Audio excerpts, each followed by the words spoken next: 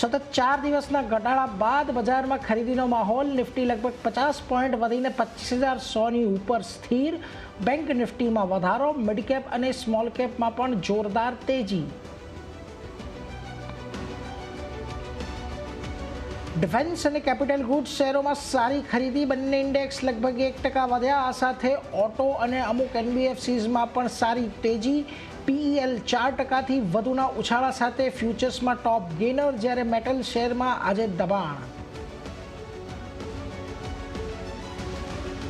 બજારને એચસીએલ ટેકના પરિણામો ન આવ્યા પસંદ. લગભગ 3% ઘટીને નિફ્ટીનો ટોપ લૂઝર બન્યો. પહેલે ત્રિમાસિકમાં નફો લગભગ 11% ઘટ્યો, જ્યારે નબળા પરિણામોને કારણે તેજસ નેટવર્કમાં 5%નો ઘટાડો, પરંતુ મજબૂત કમેન્ટ્રીથી ટાટા ટેક ફ્યુચર્સના ટોપ ગેનર્સમાં સામેલ.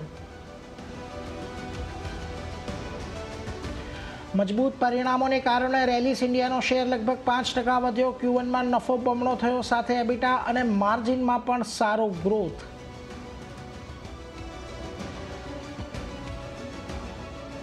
એલન મસ્કની ટેસ્લાની ભારતમાં એન્ટ્રી. આજે મુંબઈના બીકેસીમાં પહેલા શોરૂમ ખોલશે. પોતાના 3 પોપ્યુલર મોડલનું કરશે શોકેસિંગ.